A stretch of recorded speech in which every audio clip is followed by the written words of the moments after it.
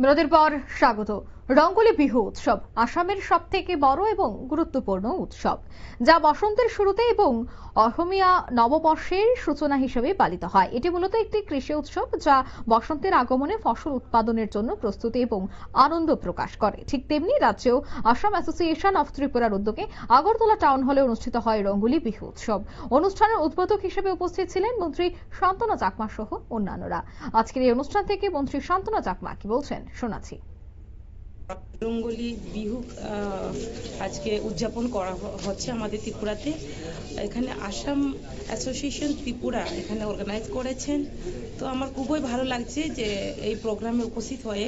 তো এখানে আমাদের অসমীয়া যারা বিভিন্ন জায়গা থেকে উপস্থিত হয়েছেন, তো এই জায়গাতে আমাকে ইনভাইট করেছেন। এখানে কালচারকে কিভাবে ওনারা, আপনারা জানান আমাদের সরকার, কেন্দ্র সরকার এবং রাজ্য সরকার, আমরা চাই যে আমাদের বিভিন্ন জাতি গোষ্ঠীকে কিভাবে এগিয়ে নিয়ে যাওয়া যায়। তার জন্য আমাদের কালচার এবং সংস্কৃতি, যে আমাদের যে ধর্মকে রক্ষা করা এবং নিজের যে বিভিন্ন জাতি গোষ্ঠীর মধ্যে যে একতা থাকা প্রয়োজন, তার পাশাপাশি যে আমাদের সবকা সাথ সবকা বিকাশ প্রত্যেকের হওয়া দরকার, সেই মানসিকতা নিয়ে আমাদের সরকার কাজ করছে। এবং আমি অত্যন্ত আনন্দিত এখানেও নিজের কালচারকে ধরে রাখা। আপনারা শুনলেন মন্ত্রী শান্তনা চাকমার বক্তব্য। রঙ্গোলি বিহু উৎসব উদযাপন হয়েছে উৎসাহ উদ্দীপনার মধ্য দিয়ে।